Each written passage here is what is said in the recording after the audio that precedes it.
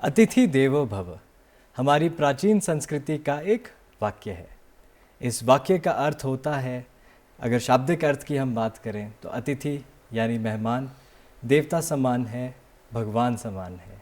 देवभूमि हिमाचल की अगर हम बात करें तो हिमाचल में कई ऐसी जगहें हैं जिससे कि पर्यटन यहाँ देखने आते हैं। आप शिमला की बात करें, आप मनाली की बात करें, आप बात करें चैल की, नारकंडा की, उसी प्रकार मिनी स्विट्ज़रलैंड भी हमारे पास अपने राज्य में ही है, खजियार के नाम से, जिसे देखने के लिए लाखों की तादाद में पर्यटक यहाँ आते हैं। नमस्कार, मेरा नाम है सुफल कौशल और आज हम चर्चा कर रहे हैं मंजिल कार्यक्रम में। जैसे कि दर्शकों आप जानते ही होंगे कि मंजिल में हम बात करते हैं कुछ ऐसी इन्फॉर्मेशन की, कुछ ऐसी टिप्स की, जिससे कि हम आपकी मदद कर सकें एक सही राह, एक सही करियर चुनने में। और आज का विषय आप जान ही चुके होंगे। आज का जो हमारा विषय है वो है होटल प्रबंधन और पर्यटन से रिलेटेड, जिसके लिए हमारे साथ एक्सपर्ट हैं कीर्तिपुरी जी।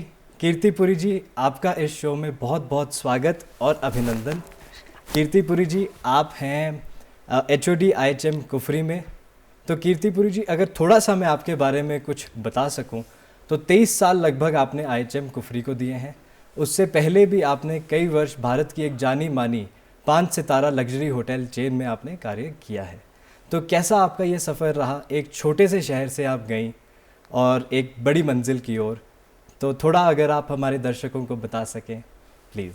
थैंक यू सुफल जी, बहुत अच्छा लग रहा है मुझे आपके साथ बात करते हुए। तो मैं ये बताना चाहूँगी कि आपको कि मैं बहुत शुक्रगुजार हूँ कि जो भी मेरी पढ़ाई लिखाई हुई, जो भी शिक्षक मुझे मिले, सबसे अच्छे संस्थान हमेशा मिले। तो शिमला छोटा शहर ज़रूर है, लेकिन यहाँ शिक्षा बहुत अच्छी है। तो convent of Jesus and Mary से पढ़कर सेंट बीड्स में कुछ साल बिताकर मैं दिल्ली गई होटल मैनेजमेंट की शिक्षा लेने।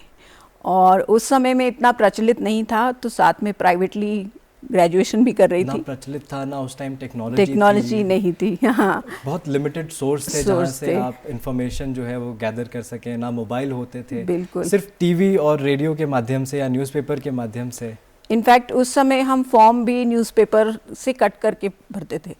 तो कटिंग देखकर मैंने अप्लाई किया, तो किस्मत बहुत अच्छी थी। मुझे दिल्ली मिला, दिल्ली में पढ़ने गई और वहाँ जाकर 3 साल करने के बाद बहुत अच्छे एक hotel chain east India hotels, Oberoi hotels के नाम से जो जाना जाता है, वहाँ के आगे मैंने मैनेजमेंट ट्रेनिंग प्रोग्राम किया। उसके अंतर्गत बहुत जगह काम किया, दिल्ली में किया, आगरा में किया, भुवनेश्वर में, और फिर पहुँच गए मुंबई, माया नगरी मुंबई। हाँ, माया नगरी मुंबई भी बहुत भाई, लेकिन घर की भी बहुत याद आई जी। तो जब शिमला में इंस्टीट्यूट में कुछ पोस्ट निकली तो मुझे लगा कि घर आने का इससे बेहतर अवसर नहीं मिलेगा। तो हम वापस घर आए और अब पिछले 23 साल से इस इंस्टीट्यूट में मैं पढ़ा रही हूँ। आप वापस शिमला आ गई, जहाँ से आपकी और बहुत मुझे गर्व है इस बात पे कि शिमला में इतने बढ़िया इंस्टीट्यूट में हम काम कर रहे हैं और बहुत ज़बरदस्त जो है, मुझे लगता है कि हम कंट्रीब्यूशन दे सकते हैं इस देश के विकास को। अगर बात करें आपके इंस्टीट्यूशन की, IHM institute of hotel management Shimla के नाम से ये प्रसिद्ध है। तो IHM शिमला, IHM ये है क्या? क्या आप पढ़ाते हैं वहाँ पे? क्या आपके कोर्सेज होते हैं? थोड़ा सा विस्तार में अगर आप हमें बता पाएँ तो बहुत अच्छा होगा। IHM शिमला तो वैसे छोटे में कहते हैं, वैसे ये जो है होटल प्रबंधन और पोषाहार का संस्थान है। तो ये जो संस्थान है, ये इसके 22 साल हो गए हैं इसको इस्टेब्लिश हुए। बहुत 1984 में ये शुरू हुआ था, लेकिन उस समय फूड क्राफ्ट इंस्टीट्यूट था। और 1996 में हमें अपग्रेड किया गया इनटू एन IHM। तो IHM जो है वो एक हमें अलग अलग कोर्सेज ऑफ़र करता है हॉस्पिटैलिटी की फील्ड में। सबसे जो हमारा बड़ा कोर्स है वो है BSc इन हॉस्पिटैलिटी, और ये 3 साल का कोर्स है। और उसके अलावा अब हमने एक MSc भी शुरू की है जो कि 2 साल का कोर्स है जी। इसको छोड़ के छोटे कोर्स अगर कोई करना चाहे तो हमारे पास डिप्लोमा इन फूड प्रोडक्शन और diploma in food and beverage service भी तो है। कीर्ति जी, अगर हम बात करें जो आपकी ग्रेजुएशन की डिग्री है, BSc की जो डिग्री है, तो जिस प्रकार से मान लीजिए मेडिकल में नीट का एग्ज़ाम होता है, लॉ में क्लैट का एग्ज़ाम होता है, तो कैसा ऐसा कौन सा एग्ज़ाम है जो IHM के लिए हमारे दर्शक दे सकें जिससे कि वो एक अच्छे इंस्टीट्यूशन में या आपके इंस्टीट्यूट में अगर हम बात करें तो वो भाग ले सकें? ये जो बहुत अच्छा समय है ये सवाल पूछने के लिए एक्चुअली, क्योंकि जनवरी में ही हमारे जो फॉर्म्स हैं वो निकल कर आते हैं। एक जॉइंट एंट्रेंस टेस्ट होता है जिसको करवाते हैं national council for hotel management. तो इसके जो फॉर्म्स होंगे वो सोशल मीडिया पे, न्यूज़पेपर्स में, हर जगह निकाले जाएंगे।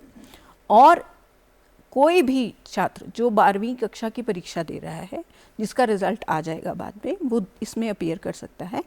और ये जो जॉइंट एंट्रेंस एग्ज़ाम है आप ऑनलाइन भी अप्लाई कर सकते हैं नेशनल काउंसिल की वेबसाइट पे। जी। तो इसमें कुछ उम्र का? बिल्कुल, इसमें एक तो 12वीं में आपके पास इंग्लिश सब्जेक्ट होना चाहिए, दूसरा जनरल कैटेगरी के लिए और जनरल जो EWS हैं उनके लिए, सबके लिए 25 साल तक आप अप्लाई कर सकते हैं जी। लेकिन जो रिजर्व कैटेगरी के लोग हैं वो 28 साल तक इसको अप्लाई कर सकते हैं जी।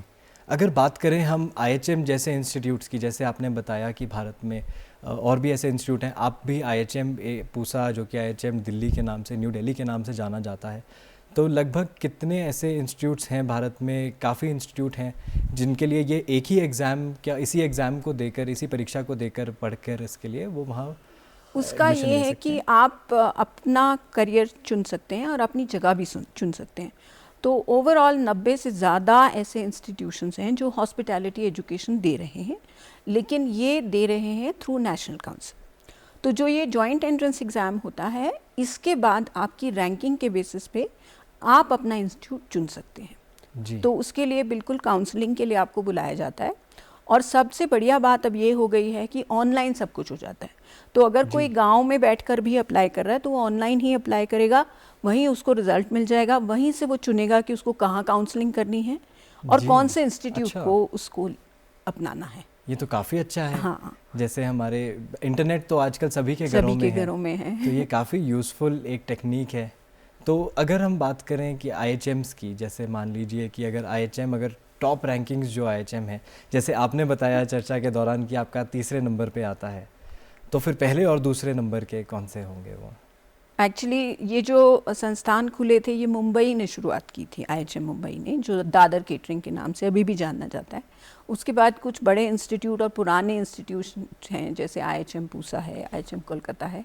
लेकिन हमें बहुत गर्व होता है ये कहते हुए कि जो इनटेक, जितने बच्चे हम लेते हैं उसके हिसाब से IHM शिमला आजकल 3री पोजीशन पर है। तो मुंबई, गोवा को छोड़ के अगला जो नंबर आता है वो IHM शिमला का आता है। 384 प्लस स्टूडेंट्स हम हर साल लेते हैं अपने इंस्टीट्यूट। इसमें पुरुष और स्त्रियां मिला दोनों मिलाकर। तो ये मैं बात कर रही हूँ आपसे BSc डिग्री की जी। लेकिन जो बाकी हमारे क्राफ्ट कोर्स हैं उसमें भी हमारा इनटेक काफ़ी अच्छा रहता है जी। काफ़ी अच्छा मुझे लग रहा है आपके इंस्टीट्यूट के बारे में जान के। यदि मैं बात करूं हॉस्टल फैसिलिटी की, तो क्या हॉस्टल भी आपके पास है? बिल्कुल, हमारे पास बॉयज़ हॉस्टल अलग से है और गर्ल्स हॉस्टल अलग से है। और बहुत ही खूबसूरत हमारी लोकेशन है, बिल्कुल हिमालयन नेशनल पार्क के बीच में जी। तो बहुत शांत और बहुत स्वच्छ वातावरण में बच्चे रहते हैं तो इस वातावरण में जब बच्चे पढ़ते हैं तो ऐसी क्या क्या एक्टिविटीज़ आप करवाते हैं वहाँ पे, जिससे कि उनकी, जिसे बोलते हैं कि होलिस्टिक या एक पूर्णतः डेवलप हो उनकी पर्सनालिटी, तो वो किस प्रकार से कुछ एक्टिविटीज़ आप अलग से करवाते हैं जो कि कोर्स में शायद शामिल हो या ना हो? कुछ एक्टिविटीज़ तो ऐसी हैं जो हम कोर्स के दौरान ही कराते हैं। जैसे अगर हमारे जो 4 मेन डिपार्टमेंट्स हैं, सबसे पहले तो फूड प्रोडक्शन या किचन। तो उसमें हम बहुत सारी शेफ़ कॉम्पिटिशन्स कराते हैं। अभी हाल ही में हमने बहुत बढ़िया एक केक मिक्सिंग सेरेमनी करी, जिसमें कि बिफ़ोर क्रिसमस जो हम केक बनाते हैं उसको सब मिलके वो जो इंग्रेडिएंट्स हैं उनको तैयार किया जाता है, और 100 से ज़्यादा केक्स वहाँ बने और बहुत ज़बरदस्त इवेंट रहा। बाकी डिपार्टमेंट्स जैसे फूड एंड बेवरेज सर्विस है, उसमें भी अलग अलग प्रकार की जैसे हम गतिविधियाँ करते रहते हैं। उसमें हम मिलजुल कर कई बार बारटेंडिंग कॉम्पिटिशन्स भी करवाते हैं, नैपकिन फोल्डिंग कॉम्पिटिशन्स बच्चे करते हैं, सीखते हैं। तीसरा हमारा डिपार्टमेंट है फ्रंट ऑफिस, जो कि बच्चों को सिखाता है कि गेस्ट से कैसे हमने बातचीत करनी है, कैसे डील करना है। तो फ्रंट ऑफिस भी बहुत सारी एक्टिविटीज़ करते रहते हैं, क्विज़ कॉम्पिटिशन्स होती हैं, बहुत सारी पोस्टर मेकिंग कॉम्पिटिशन्स होती हैं, डिबेट्स होती हैं, सब कुछ चलता रहता है। और जो डिपार्टमेंट है हाउसकीपिंग, जो मेरे दिल के बहुत करीब है, वो कहते हैं नींव है होटल की, क्योंकि वो दिल है, बैकबोन भी कहते हैं। बैकबोन भी कहते हैं। तो वहाँ पे हम बहुत सारी एक्टिविटीज़ करते हैं। अभी हमने एक हाउस कीपिंग वीक भी कराया था, जिसमें हमने शिमला के जाने माने सारे होटेलियर्स को बुलाया था और उन्होंने बच्चों को बताया कि इस फील्ड में कैसे कैसे वो आगे बढ़ सकते हैं। और साथ ही में बहुत सारी एक्टिविटीज़ जैसे फ्लावर अरेंजमेंट हो गया, टावल आर्ट हो गया, ये सब हम उसके तहत कराते हैं। और उसके अलावा जो है, क्योंकि बच्चों को ना सिर्फ हमें अपने सब्जेक्ट्स पढ़ाने, उनको आगे भी हम ग्रोथ देना चाहते हैं, तो अलग अलग तरह के हम फूड फेस्टिवल्स भी करते रहते हैं। हम अलग अलग जगह जाकर भी एक्टिविटीज़ करते हैं। साथ ही साथ जो हमारी सरकार के द्वारा कुछ प्रोग्राम्स चलाए जाते हैं, उसके तहत भी हम बहुत सारी एक्टिविटीज़ करते हैं। जैसे सैप करके स्वच्छता एक्शन प्लान जो है, उसके अंतर्गत हम बहुत सारी एक्टिविटीज़ करते हैं। उसमें हमने कुफरी तक का एरिया एक बार साफ़ सफाई पूरी उसकी करवाई। उसके अलावा उसमें बहुत सारी डिबेट्स होती हैं, बच्चे आपस में भी आइडियाज़ देते हैं, सब कुछ करते हैं। स्वच्छता एक्शन प्लान पूरा फॉलो ग्रुप बनता है, एक डेवलपमेंट होती है, बिल्कुल ओवरऑल आप नई चीज़ें सीखते हैं। आपको ये पता लगता है कि इस प्रकृति के लिए अब हिमाचल तो है ही देवभूमि। इनफैक्ट हिमाचल को छोड़ के एक भारत श्रेष्ठ भारत जो मिनिस्ट्री ऑफ टूरिज्म का एक कार्यक्रम है, उसके तहत हमें पेयर किया गया है केरला स्टेट के साथ।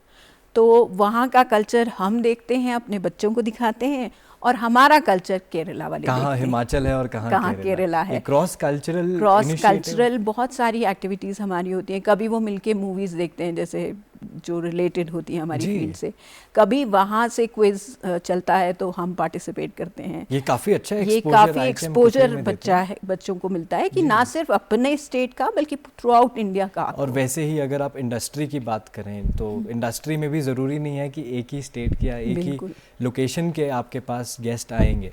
तो अगर उसी की हम बात करें करियर की, तो प्लेसमेंट्स और करियर में IHM शिमला जो है वो किस प्रकार आप देखते हैं, किस प्रकार का आपको रिस्पांस मिलता है इंडस्ट्री से? सुफल जी, बहुत अच्छी बात है कि पिछले ही साल 100 से ज़्यादा कंपनीज़ जो हैं बच्चों की प्लेसमेंट के लिए IHM शिमला से संपर्क में आई। और आप देखें कि 100 कंपनीज़ बच्चों को रिक्रूट करने आती हैं, और बहुत अलग अलग फील्ड्स की, ना सिर्फ होटल्स, अलग अलग फील्ड्स के लोग हमारे बच्चों को रिक्रूट करते हैं।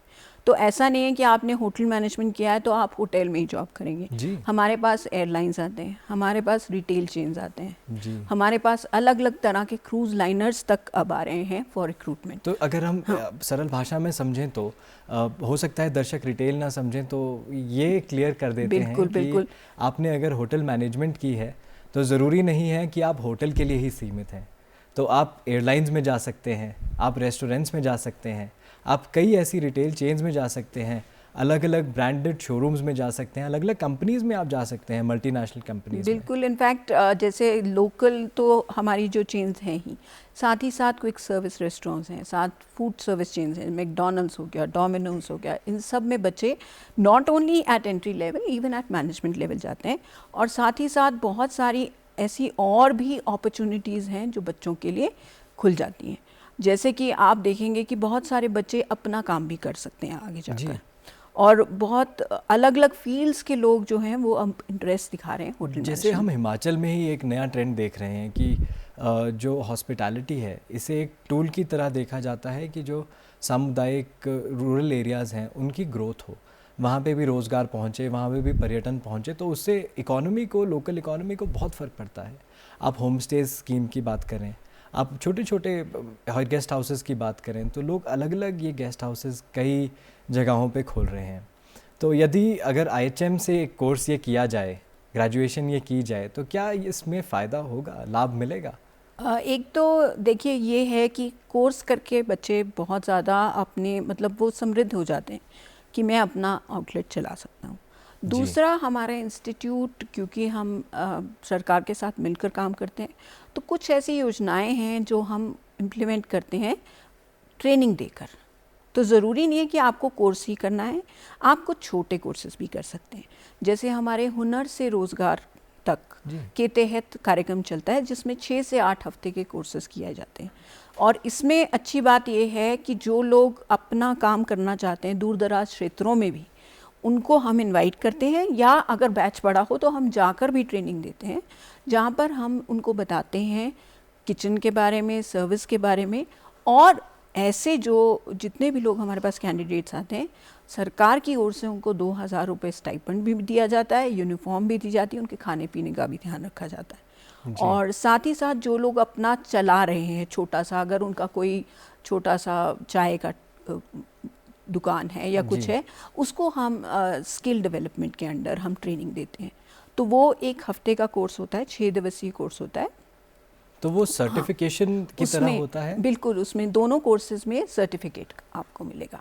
तो यदि मान लीजिए कि एक नॉन बैकग्राउंड का किसी ने ग्रेजुएशन नहीं की है और वो हुनर से रोज़गार या स्किल डेवलपमेंट की तरफ से वो आना चाहता है, सिर्फ एक सर्टिफिकेट प्राप्त करना चाहता है या कुछ नॉलेज प्राप्त करना चाहता है जिससे कि वो अपने आप को, अपने काम को अच्छे से मैनेज कर सके, तो इसके लिए कीर्ति जी क्या स्टेप्स रहेंगे? क्या उसे आपके कॉलेज में आना पड़ेगा, इंस्टीट्यूट में आना पड़ेगा? एक तो हम एडवर्टाइज़ करते रहते हैं फ्रॉम टाइम टू टाइम। जैसे ही हमारे को सेंट्रल गवर्नमेंट से इंस्ट्रक्शंस आ जाती हैं कि अब आप कोर्स कर सकते हैं, तो हमें टारगेट्स दिए जाते हैं जो कि 100 से लेकर 300 पर ईयर भी हो सकता है। तो ये जब हम इनवाइट करते हैं इन लोगों को, तो ये आकर हमारे इंस्टीट्यूट में इनरोल कर सकते हैं। उसके लिए ज़रूरत ये है कि 8वीं पास होना चाहिए जी, और 18 साल से ऊपर होना चाहिए। तो स्किल टेस्टिंग के लिए ये ज़रूरी है कि उनका अपना कोई आउटलेट या कुछ होना चाहिए। जी, मतलब ग्रेजुएशन में हमने ये बात की चर्चा की कि 12वीं के बाद वो होता है, और हुनर से रोज़गार यदि कोई दर्शक जो हैं वो करना चाहते हैं तो वो 8वीं के बाद बिल्कुल वो इसे कर सकते हैं। बिल्कुल कर यदि कोई ऐसा कोर्स हो, क्या आप फ्रीलांसिंग गाइडेंस भी प्रोवाइड करते हैं लोगों को कि कोई अपना कुछ स्टार्ट करना चाह रहा है, अपना मान लीजिए एक छोटा सा रिजॉर्ट, एक छोटा सा होटल अपना शुरू करना चाह रहा है, तो उसके लिए अगर वो आपके इंस्टीट्यूट में आए, वो आपसे पूछे कि कैसे हम ये शुरू करें, कैसे हम इसको आगे बढ़ाएं? बिल्कुल, तो हमारे जितने भी फैकल्टी हैं सब वेल क्वालिफाइड हैं और उन्होंने बड़े बड़े होटल्स में भी काम किया हुआ है और सालों का उनको एक्सपीरियंस है। तो कंसल्टेंसी प्रोवाइड करना भी हमारा एक उद्देश्य है जो हम उनको दे सकते हैं। और सबसे बढ़िया बात ये है कि हमारे जो बच्चे इंस्टीट्यूट से पास आउट होते हैं, बहुत सारे बच्चे ऐसे कंसल्टेशन ले लेते हैं, मतलब they become consultants for hoteliers and startup operations. तो इस फील्ड में बहुत सारे लोग ऐसे हैं जिन्होंने मतलब इंटीरियर डिज़ाइन में अपना नाम बनाया है या नई कंस्ट्रक्शंस में वो हेल्प। ये सारे आपके कॉलेज के एलुमनाई हैं, यानी कि पास आउट हो चुके हैं। बिल्कुल। तो कुछ ऐसे फेमस या जो बच्चे आपको याद हों, आपने उनको पढ़ाया हो और वो कहीं अच्छी जगह भी हों? हमारी तो यही दुआ रहती है कि जो बच्चे हमारे इंस्टीट्यूट में पढ़ें, 3 साल हमारे साथ रहें, वो अच्छी ही जगह पर जाएं। जी। और लेकिन कुछ ऐसा होता है कि कुछ लोग बहुत नाम कमा लेते हैं, कुछ शायद नाम कमाते हैं तो भी गुमनाम हो जाते हैं। लेकिन हमारे इंस्टीट्यूट के कुछ बच्चे ऐसे हैं जिनका मैं अभी आपको जिक्र करना चाहूँगी कि जैसे फेयरमाउंट जयपुर के जो जनरल मैनेजर हैं वो हमारे इंस्टीट्यूट से पास आउट। काफ़ी बड़ी चेन है फिर। काफ़ी बड़ी चेन है। और बहुत सारे हमारे बच्चे जो हैं, इनफैक्ट एक रॉबिन बत्रा हैं, वो बैंगलोर में ओबरॉय होटल के एग्जीक्यूटिव शेफ़ के रूप पे काम कर रहे हैं जी। एक हमारे इंस्टीट्यूट से पास आउट हैं, वो हाउसकीपिंग में अपना बहुत नाम उन्होंने कमाया। He is the youngest housekeeper in India. Bharat में सबसे भारत young में housekeeper, आईटीसी होटल्स में ही हाउसकीपिंग के मैनेजर। हाउसकीपिंग के मैनेजर हैं। साथ ही साथ बहुत सारे ऐसे नाम हैं जो कि बहुत विख्यात हैं और हम जानते हैं उनके बारे में और हमें बहुत गर्व होता है उनके बारे में। जी। हमारे एक स्टूडेंट हैं जो हिमाचल से ही हैं, उनका नाम है अश्विनी रांगटा। वो यूके में उन्होंने बहुत नाम कमाया है। उन्होंने अपने करियर की शुरुआत की थी मिसेस आशा भोसले के रेस्टोरेंट की ओपनिंग करके, और अब जी। वो गपशप के नाम से अपने रेस्टोरेंट्स यूके में रन कर रहे हैं। तो ये कुछ नाम हैं जो शायद अभी मुझे याद आ रहे हैं, जी, लेकिन जी, बहुत जी। सारे सितारे हैं आसमान में, जी और यही मुझे लगता है कि हम लोगों को इंस्पायर करता है कि जी। हम उनको बेस्ट इनपुट्स दें। जी नहीं, बहुत अच्छा जी। बात करें अगर हम हिमाचल की, थोड़ा सा वापस आए हिमाचल में, तो अगर हिमाचल में हम देख रहे हैं कि अब काफ़ी एडवेंचर रिजॉर्ट्स खुल रहे हैं, योगा रिट्रीट्स खुल रहे हैं, वेलनेस सेंटर्स खुल रहे हैं, आप नाम लीजिए, बुटीक होटल्स खुल रहे हैं, इतनी चीज़ें यहाँ पे खुल रही हैं। तो लोगों के पास जो हिमाचल के बच्चे हैं, कितना अवसर यहाँ पे है हिमाचल में? मुझे लगता है ये तो सही समय पे सही जगह पे होने वाली बात है, क्योंकि हिमाचल का जो टूरिज़्म है पोस्ट कोविड बहुत ज़्यादा ग्रो कर रहा है, जो कि आजकल कॉन्सेप्ट चल रहा है कि लोग मतलब रिवेंज टूरिज़्म में हैं। तो उसी को चलते बहुत सारे होटल्स खुल रहे हैं। इनफैक्ट शिमला और उसके आसपास ही 100 से ज़्यादा प्रॉपर्टीज़ जो खुल रही हैं, और ये प्रॉपर्टीज़ ना सिर्फ छोटे मोटे होटल्स की हैं, बहुत बड़ी बड़ी होटल चेन्स जो हैं वो शिमला में अब आ चुकी हैं। मान लीजिए ग्लोबल चेन्स, ग्लोबल चेन्स हैं, बिल्कुल। ओबरॉयज तो यहाँ पहले से ही इनकी जी। काफ़ी प्रेजेंस है, रेडिसन की बहुत अच्छी प्रेजेंस है, ताज ग्रुप अब आ गया है जी। इनफैक्ट अभी खबर ये है कि बहुत बड़े इवेंट्स ये लोग होस्ट करने वाले हैं। तो we are also looking forward to कि कुछ बड़ी एक्टिविटी शिमला में होने वाली है। Hyatt hotels are opening up, तो खबर तो ये भी हम चाह रहे हैं और कोशिश है कि शायद G20 समिट के भी कुछ G20 इवेंट्स भी शिमला में आएंगे। तो मुझे लगता है कि बच्चों के लिए बहुत स्वर्णीय ये एक वो है अवसर है, क्योंकि देखिए जो बच्चा यहाँ ज्वाइन करेगा, अगर वो करियर प्रोग्रेशन के लिए मूव भी करना चाहेगा तो उसके पास बहुत सारी ऑप्शंस हैं कि वो एक होटल से डेवलप करके फिर अपना स्किल्स दूसरी करियर बना के कुछ चीज़ें सीख के वो आगे अपने करियर में इम्प्लीमेंट कर सकता है। क्योंकि कई लोगों को ये लगता है कि नहीं, आपने होटल मैनेजमेंट किया या कोई भी ग्रेजुएशन की तो आपको शिमला से बाहर जाना पड़ेगा। मुझे लगता नहीं कि हॉस्पिटैलिटी में वो जरूरी है। आर्मी में भी मैंने देखा है, बिल्कुल काफ़ी लोग जाते हैं जिन्होंने होटल मैनेजमेंट की होती है। इनफैक्ट आर्मी का एक केटरिंग विंग है जहाँ वो प्रेफर करते हैं कि वो हॉस्पिटैलिटी ग्रेजुएट्स को लें। और बहुत बार ऐसा भी देखा गया है कि आर्मी के जो ऑफिसर्स हैं उन्होंने हमारी बहुत मदद की है, जो आकर हमारे बच्चों को ट्रेन करते हैं कि आपने कैसे अपने एग्ज़ाम्स की तैयारी करनी है या फिज़िकल की तैयारी करनी है। तो वो हमें गाइड करते हैं और हमारे बच्चे काफ़ी सारे हैं जो आर्मी में भी एनरोल हो चुके हैं। जी। तो जैसे पढ़ाई की अगर हम बात करें कि उसके बाद आपको कोई एग्ज़ाम देना हो, BSc के बाद आपको MSc करनी हो, तो वो भी क्या पॉसिबल है होटल मैनेजमेंट में? बिल्कुल बिल्कुल। जो लोग कई बार ऐसा होता है कि बच्चे का इंटरेस्ट पढ़ाई में ज़्यादा है या वो पढ़ाना चाहते हैं, तो उसके लिए पहले तो आप एक एंट्रेंस टेस्ट देंगे और BSc के बाद आप MSc में एनरोल करेंगे, जो कि 2 साल का कोर्स है। जी। MSc करने के बाद उसके बाद एक टीचर्स एंट्रेंस एग्ज़ाम होता है जिसको टेट के नाम से भी जाना जाता है, और इसको पास करने के बाद जो है आप अलग अलग इंस्टीट्यूट्स में भी एज अ फैकल्टी ज्वाइन कर सकते हैं। तो इससे पहले कि जैसे कि आपने बताया कि MSc कर ली, उसके बाद आप टेट का एग्ज़ाम, TET एग्ज़ाम देके आप एक टीचर बन सकते हैं। बिल्कुल। तो क्या उसमें एक एक्सपीरियंस भी ज़रूरी है? मान लीजिए कोई छात्र है जो अभी ग्रेजुएशन के फाइनल वर्ष में है, वो अभी कंप्लीट करने के बाद वो सोचे कि मुझे इंडस्ट्री में काम नहीं करना है, वो चाहता है कि मुझे आगे MSc का कोर्स करना है, तो क्या वो कर सकता है बिना एक्सपीरियंस के? वो कर सकते हैं, लेकिन ये है कि क्योंकि हमारे कोर्स के बीच में ही हम 4 महीने की ट्रेनिंग ऑन द जॉब बच्चे को देते हैं, जो कि इंडस्ट्रियल ट्रेनिंग एक्सपोजर कहलाती है। जी। तो बच्चे ने इंडस्ट्री तो देखी ही है, वो स्किल्स उन्होंने ली है, तो इसलिए उसके बाद वो डायरेक्टली अप्लाई कर सकता है, लेकिन MSc करना ज़रूरी है। MSc करना ज़रूरी है। MSc के बाद फिर एग्ज़ाम देकर वो फैकल्टी बन सकते हैं। बिल्कुल बन सकते। तो कीर्ति जी, जैसे आपने बताया था स्टार्टिंग में कि न्यूट्रिशन भी एक टॉपिक है, जब आपके पास अफिलिएशन है उस चीज़ की, सर्टिफिकेशन होती है क्या आपके इंस्टीट्यूट में उसकी? देखिए, जो हमारी इंस्टीट्यूट है, हमारा टाई अप है इग्नू के साथ, तो जो डिग्री होती है वो इग्नू की थ्रू आती है, और बहुत सारे हमारे सब्जेक्ट्स हैं जिसमें इंडिविजुअल आपको ग्रेडिंग मिलती है, लेकिन जो आपकी डिग्री है वो BSc in hospitality and hotel तो एडमिनिस्ट्रेशन। मान लीजिए कोई हाउस कीपिंग में जाना चाहता है या कोई शेफ़ बनना चाहता है, कोई फ्रंट ऑफिस में जाना चाहता है, तो क्या वो सब्जेक्ट चूज़ कर सकता है कि मुझे इसमें स्पेशलाइजेशन करनी है, मुझे शेफ़ बनना है तो मैं यही पढ़ूंगा, कि इस पढ़ाई सबके लिए बराबर है? अभी जो हमारे कोर्सेज चल रहे हैं सुफल जी, उसमें हमें ओवरऑल हम ओवरव्यू देते हैं, एक ओवरऑल पर्सपेक्टिव देते हैं, क्योंकि ऐसा होता है कि, और ये बहुत मतलब एक ग्रोथ, हाँ, बहुत इंटरेस्टिंग चीज़ है कि काफ़ी लोगों का अभी तक मुझे ये लगता है, जब हम बच्चों से बात करते हैं, खासकर 12वीं के छात्रों से बात करते हैं, तो उन्हें ये लगता है कि होटल मैनेजमेंट करके तो आप शेफ़ ही बनते हैं जी, उनके मन में ये धारणा है।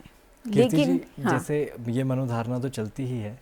अब अगर संक्षेप में आप, वक्त का थोड़ा सा अभाव है, संक्षेप में आप हमें कुछ मैसेज देना चाहें, हमारे दर्शकों को कुछ बताना चाहें तो प्लीज़। डेफिनेटली सुफल जी, मैं ये मैसेज ज़रूर देना चाहूँगी सबको कि यदि आप ऐसा नहीं है, पढ़ाई सब अच्छी है, हर तरह का कोर्स अच्छा है, आपके लिए जो बना है वो बेस्ट है, लेकिन अगर हम एक नॉर्मल BA करने से, ये जो BSc डिग्री है, ये ना सिर्फ आपको एक प्रोफेशनल क्वालिफिकेशन देगी, बल्कि साथ ही साथ आपको एक बहुत बड़ा एवेन्यू खोल देगी। और सबसे बढ़िया चीज़ ये है कि इस कोर्स को करने के बाद जो पर्सनैलिटी डेवलपमेंट, जो ग्रूमिंग और जो पीपल स्किल्स लोगों में आते हैं, वो कहीं और नहीं आते हैं। आपको ये कोर्स सिखा देगा कि आपने जीवन में यहाँ से आपसे हमें सीखने को मिला है। आपने अपना कीमती वक्त निकाला। कीर्ति जी, मैं फिर से आपको धन्यवाद देना चाहूँगा। कीर्ति पुरी जी HOD हैं IHM कुफरी में, इन्होंने आज हमारे स्टूडियो में आए, वक्त निकाला, तो दूरदर्शन की समस्त टीम की ओर से आपका बहुत बहुत धन्यवाद और आपका आभार। धन्यवाद। मैं भी आभारी हूँ अपने इंस्टीट्यूट की कि उन्होंने मुझे ये अवसर दिया कि मैं सबसे बात कर सकूं और इस फील्ड के बारे में बता सकूं। धन्यवाद कीर्ति जी। धन्यवाद दर्शकों। आशा करते हैं आपको आज का शो पसंद आया होगा और आपने कुछ नई करियर टिप्स सीखी होंगी। तो बस इतना ही, अगले कार्यक्रम में मिलते हैं, तब तक के लिए धन्यवाद।